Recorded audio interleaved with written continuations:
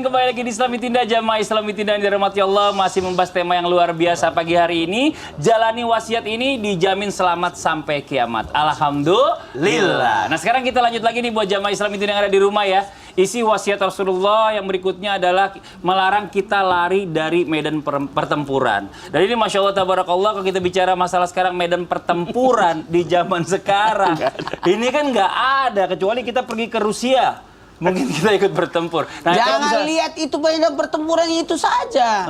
Silakan Ustaz Sam jelaskan. Oh iya, kira dia mau nambahin. Silakan Ustaz Sam. Baik, silakan tamu guru Ustaz Maulana Sadirman Sadri serta guru-guru kami yang dimuliakan Allah Subhanahu wa taala. Jadi ternyata Nabi SAW pernah menyampaikan bahwa di antara dosa besar itu adalah di antaranya adalah meninggalkan medan pertempuran yang sedang berkecamuk. Yakni pertempuran Islam itu. Jadi ada kafir dhimmi, ada kafir harbi. Orang yang menyakiti kafir dhimmi adalah orang yang taat akan aturan pemerintah gitu ya, yang hidup damai dengan kita walaupun dia non muslim, itu haram darahnya, bahkan disediakan tempat di neraka kalau kita mengganggu mereka. Siapa itu? Orang-orang yang berbeda keyakinan dengan kita tapi hidup damai dengan kita. Nah ini haram hukumnya kita gangguin. Tapi ada kafir harbi. Siapa mereka? Yang memang memerangi kita, yang menghalangi kita ibadah, yang menghalangi kita daripada berbuat baik kepada sesama manusia, yang merusak akidah kita, yang memang mengajak kita perang. Nah ini haram juga untuk kita tinggalkan. Kalau kita meninggalkannya maka termasuk di antara dosa besar. Kenapa dilarang meninggalkan medan pertempuran ini? Salah satu hikmahnya karena akan melemahkan girahnya orang beriman. Misal orang sedang perang Uhud misalnya, waktu itu orang sedang perang Badar misalnya, lalu salah satu di antara sahabat langsung mengatakan, atau salah satu di antara yang ikut berperang pada saat itu ternyata dia adalah ada kemunafikan dalam dirinya, mengatakan, ngapain sih kita berperang padahal sudah sedang berkecamuk, atau dia lari dari situ, maka inilah yang termasuk di antara dosa yang disebutkan oleh baginda Nabi SAW. Bagaimana kita realisasikan di zaman sekarang ini sementara tidak ada peperangan antar agama atau tidak ada peperangan muslim pada saat ini, insya Allah semuanya hidup damai.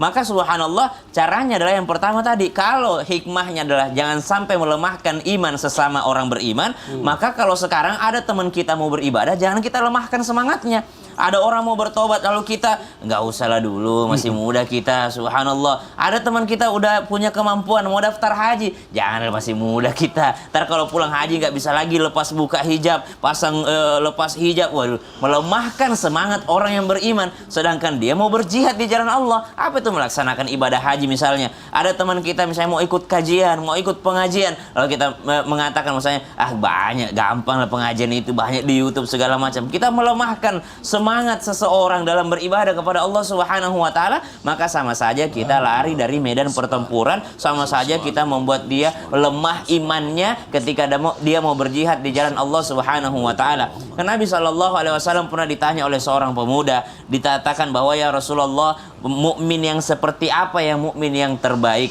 Maka Nabi SAW mengingatkan, mukminun, orang beriman, mujahidun, yang berjihad fi sabilillah, di jalan Allah Subhanahu wa taala dengan hartanya dan dirinya. Subhanallah. Jadi kalau dikatakan berjihad itu di medan perang saja, bukan, tapi ternyata berjihad itu berjihad dengan harta dan diri. Termasuk diantaranya berjihad dengan harta dan diri, dia bangun masjid lalu rajin sholat berjamaah. Ada orang berjihad dengan hartanya saja, bangun masjid tapi dia tidak pernah sholat. Subhanallah. Ada orang berjihad dengan hartanya saja, berangkatkan orang umroh, dia tidak berani ke Mekah. Subhanallah. Jadi ternyata berjihad dengan diri dan harta. Ada juga orang dirinya saja, tidak mau keluar hartanya. Maka orang-orang seperti ini jangan sampai ada di antara mereka orang yang melemahkan semangatnya. Karena orang yang lari dari medan pertempuran itu sama saja melemahkan semangat orang beriman yang sedang ingin beribadah. Berarti kalau di zaman sekarang tidak ada pertempuran angkat senjata, tapi pertempuran melawan hawa nafsu banyak. Bahkan dalam riwayat disebutkan orang tidak beriman itu makan dengan 7 usus, tapi orang beriman itu makan dengan 1 usus. Maksudnya apa? Orang beriman itu makan dengan hatinya, kolbunya, cukup untuk menghilangkan rasa laparnya. Tapi orang tidak beriman makan dengan nafsunya. Sudah ada makanan di rumahnya, cari makanan yang lain, cari makanan yang lain. Kenapa? Makannya dengan nafsu, bukan makan dengan lapar. Wallahu ta'ala a'lam. Masya Allah. Terima kasih banyak Ustaz sama penjelasannya.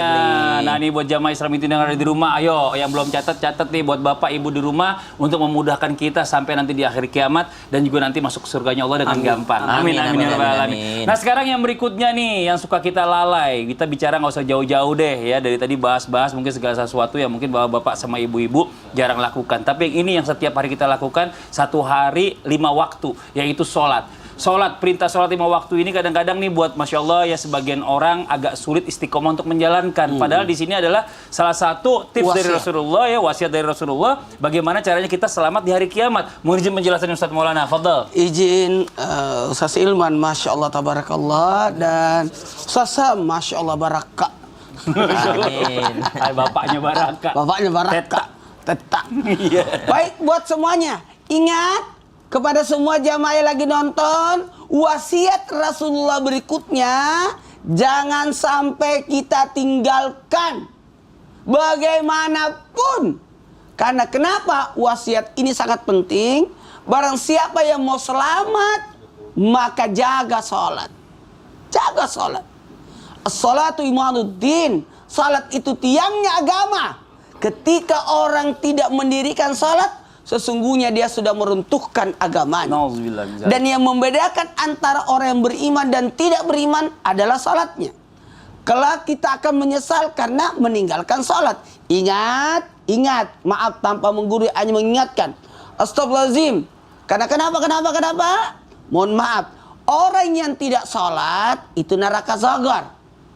Tapi orang yang melalaikan salat neraka wail. Jadi orang yang salat pun akan berpotensi untuk masuk neraka wail. Karena meremehkan salat, menyepelekan salat, menunda-nunda salat. Ingat, hati-hati. Astagfirullahaladzim, tanpa menggurui. Ada 15 siksaan bagi orang yang meninggalkan salat. Sudah dapat di dunia 5, 3 sebelum wafatnya, 3 dikubur, lebihnya ya di luarnya. Setelah nanti, mohon maaf. Seakan-akan orang tidak memiliki kepala bagi orang yang tidak sholat.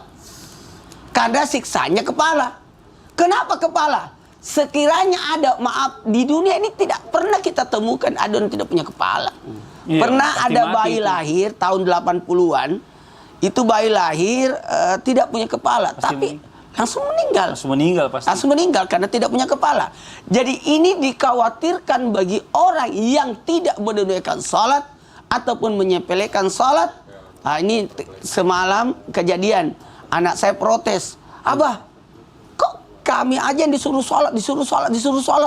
Tuh ada yang di rumah tidak, kelihatannya dia tidak sholat. Siapa itu? Anaknya Sia. Anaknya jaga rumah kan. Jaga rumah. Karena ada anaknya. Oh, tapi saya lihat dia tidak salat, Abah.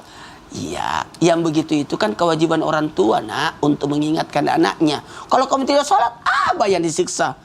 Harus disampaikan kepada. Jadi kalau anaknya Bu Sia, kalau dia nggak sholat, Pak Rifai yang disiksa. Bapak diam aja. Pak Rifai kan masih saudara sama Bapak. Disampaikan juga. Juga ya. Kirain didiamin aja biar bapaknya disiksa. Karena ada pengalaman. Saya pernah suruh dia cuma diam aja. Ya udahlah, kalau begitu. Lari dari medan perang berarti. Tahu si Ustadz Syam. Saya catat bentar. Daripada mutusin silaturahim. Iya. Jadi mohon maaf tanpa menggurui, hanya mengingatkan, ayo untuk menjaga sholat dari diri kita, keluarga kita, dan termasuk anak-anak kita. Banyak orang tua tidak mau bangun anaknya sholat.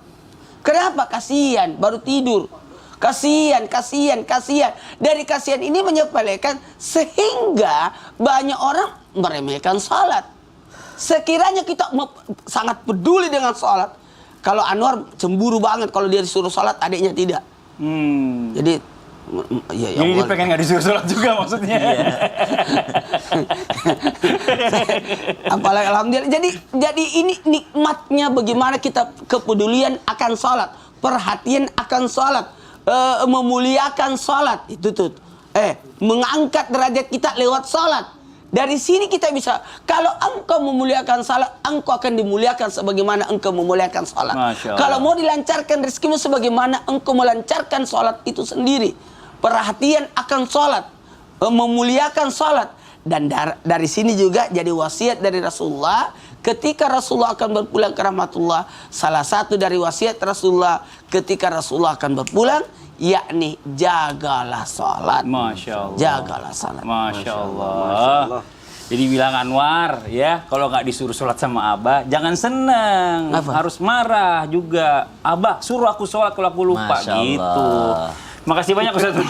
Lagi nonton Anwar. Iya, nggak apa-apa. Jadi dia nggak ada cemburu-cemburu lagi, Masya Allah. Karena kan udah dipercaya, jadi pasti yakin Anwar udah sholat. Makanya Anwar nggak ditegur, Masya Allah ya. Sekarang kita lanjut nih, waktunya kita kembali membacakan pertanyaan masuk yang diberikan oleh jamaah Islamitin yang ada di rumah. Kalau gitu kita kembali ke segmen Tanya Dong Ustadz. Kami semua tanya dong Ustadz. Oke, kita masuk ke pertanyaan yang berikutnya dari Instagram @penghuni_surga. Wah, surga udah ada isinya ya. Setahu saya masih kosong ya. Assalamualaikum Ustadz. Waalaikumsalam warahmatullahi wabarakatuh. Aku pernah dengar nih, katanya salah satu isi wasiat Rasulullah ada kaitannya dengan nafkah. Maksudnya nafkah yang kayak gimana Ustadz? Soalnya banyak banget nih suami yang tidak bertanggung jawab untuk memberikan nafkah kepada istri dan anaknya. Nah, apakah yang wasiat Rasulullah yang berikutnya ada hubungan dengan nafkah Ustadz Hilman? Mohon izin penjelasannya. Fadhol, Ustadz. Masya Allah. Ustaz Maulana, Ustaz Syam, Mas Fadli, jamaah Islam itu indah yang dicintai Allah. Para bunda, Amin. simak baik-baik. Para ayah, simak baik-baik. Ini catatan untuk kita keluarga. Rasulullah Shallallahu Alaihi Wasallam menyampaikan, siapakah suami yang paling baik dalam hidupnya? Kata Nabi, khairukum li ahlihi wa ana khairukum li ahli. Sebaik-baiknya di antara kamu para suami adalah yang paling baik kepada keluarganya, dan aku adalah yang paling baik kepada keluargaku. Masya Allah. Maka sekarang kita para suami, Ustaz Syam, Mas Fadli, Iya. Ustaz Maulana, Iya. next Mantan insyaallah. suami. Jadi kita ini ketika baik kepada keluarga kita, Kan ada anak. Oh, iya iya, ada iya, anak, iya. Ayah. Tapi kan mantan suami namanya. Kepada keluarga kita itu adalah kebaikan yang luar biasa. Maka tolong catat, ada 4 keistimewaan yang Allah siapkan untuk para suami yang mencari nafkah bagi keluarganya. Masya Allah. Ada berapa? 4. Yang pertama, suami yang mencari nafkah bagi keluarganya, maka Allah akan hapuskan dosa-dosanya. Amin. Rasulullah Shallallahu Alaihi Wasallam menyampaikan, barang siapa seseorang yang keluar dari rumahnya, maksudnya apa? Mencari nafkah bagi keluarganya. Kemudian nanti dia sore pulang dalam keadaan lelah, dalam keadaan capek, maka di saat itu Allah gugurkan setiap dosa-dosa. Amin ya Allah. Amin. Makanya kalau sekarang ada di antara para ayah, para suami yang kita ngerasa capek dengan pekerjaan kita, yakinlah mungkin sebesar itu juga dosa-dosa kita. Maka Allah hapuskan dosa-dosa kita. Amin, ya Allah. Dengan lelahnya kita bekerja. Yang kedua, orang yang mencari nafkah bagi keluarga ini suami, maka Allah akan memberikan kepadanya apa? Diberkahi hidupnya. Amin ya Allah. Percayalah, wahai suami, bahagiakan keluargamu, maka Allah akan bahagiakan dirimu. Amin ya Allah. Sayangi keluargamu, maka Allah akan sayangi dirimu. Amin. Dan itu adalah keberkahan. Makanya suami, sekiranya kita mampu, ya, sayangi istri kita, sayangi anak-anak kita. Sungguh keberkahan itu kan didapatkan karena kita menghadirkan kebaikan kepada orang lain, ya, kepada siapapun yang kita sayangi. Maka lihat saja, biasanya suami yang mencintai keluarga itu dengan mudah Allah angkat derajat dunianya tuh. Amin ya Allah. Tapi dengan izin Allah, mohon maaf kalau ada di antara kita yang mungkin lupa, terpleset, sampai kemudian menyakiti keluarga kita. Kadang-kadang urusan dunia juga dihilangkan atau dijauhkan dalam kehidupan kita. Maka yang kedua, suami yang mencari nafkah bagi keluarganya diberkahi hidup. Amin ya Allah. Amin. Yang ketiga, suami yang mencari nafkah bagi keluarganya diberikan pahala yang lebih besar. Amin ya Allah. Rasulullah Shallallahu Alaihi Wasallam menyampaikan, 1 dinar yang engkau keluarkan di jalan Allah, 1 dinar yang engkau keluarkan untuk membebaskan budak, 1 dinar yang engkau sedekahkan untuk orang miskin, dan 1 dinar yang engkau berikan untuk keluargamu, maka itu lebih besar daripada apapun. Allahu Akbar. Itu 1 dinar. Gimana kalau 1 juta? Gimana kalau 1 miliar? 1 miliar ya Allah. Amin. Satu kebaikan yang lain. Maka tidak akan pernah ada habisnya. Maka teruslah bahagiakan kebaikan-kebaikan kita, wahai suami. Dan yang terakhir, yang keempat, suami yang memberi nafkah bagi keluarganya, maka Allah akan jauhkan dia dari siksa api neraka dan Allah masukkan dia ke dalam surganya Allah Subhanahu wa taala. Dikisahkan satu kali Nabi Shallallahu alaihi wasallam pernah memegang tangannya sahabat Sa'ad bin Abi Waqqas. Nabi pegang tangan kanannya Sa'ad bin Abi Waqqas, kemudian Nabi pegang tangan kirinya. Ketika Nabi pegang, ternyata tangan kanannya Sa'ad bin Abi Waqqas itu lebih kasar daripada tangan kirinya. Apa kata Nabi? Wahai Sa'ad, sungguh tangan kananmu inilah yang akan mengantarmu ke dalam surganya Allah Subhanahu wa taala. Ini menunjukkan apa? Seorang ayah, seorang suami yang serius mencari nafkah bagi keluarga, maka Allah berikan pahala surganya Allah Subhanahu wa taala. Amin. 4 keistimewaan bagi seorang suami yang mencari nafkah dan memberi nafkah kepada keluarganya. Ampunan. 1, diampuni dosanya. Amin. 2, diberkahi hidupnya. Amin. 3, diberikan pahala yang banyak. Amin. 4, dimasukkan ke dalam surga, dijauhkan dari siksa api neraka. Amin. Mudah-mudahan Ya Rabbal kita Alamin. semua, para suami, Amin. para ayah, Amin, ya Allah. diberikan kekuatan untuk memberikan nafkah bagi keluarga kita. Makasih banyak. Amin. Aku Ya Allah, disebut makasih para banyak Ustaz ayah. Hilman. Ya Masya Allah, Allah. ini orang bener-bener. Apa sih? Ini. Orang lagi syuting, lagi tausiah, sibuk main handphone Saya dia. bukan sibuk main handphone, Ustadz. Saya ini lagi baca pertanyaan jamaah. Apa memang nih, saya bacain pertanyaannya? ya, pertanyaannya dari hamba Allah nih. Ya. Ustadz, wasiat bapak saya dirubah namanya sama saudara laki-laki saya. Waduh. Karena dia nggak terima, dia nggak dapat apa-apa. Dan kuasa hukum juga tidak mengetahui kalau surat wasiatnya itu dari palsukan. Saya mau membuktikan, tapi nggak ada barang bukti. Gimana dong, Ustadz? Ya ni tahu madora kalak do matama tu neraka dia nama baraka warta para parana agar nasapairo nasaba mage nasaba angkana dosa lilena Nggak jelas juga, jamaah. Kayaknya itu tunggu aja deh sampai jelas ya. Nggak jelas juga dia ngomong udah kenceng-kenceng ya. Setelah yang satu ini tetap diseram itu indah jamaah. Oh jamaah. Itu jelas. Alhamdulillah. Itu jelas Buat bagi- bapak, buat kita kan enggak.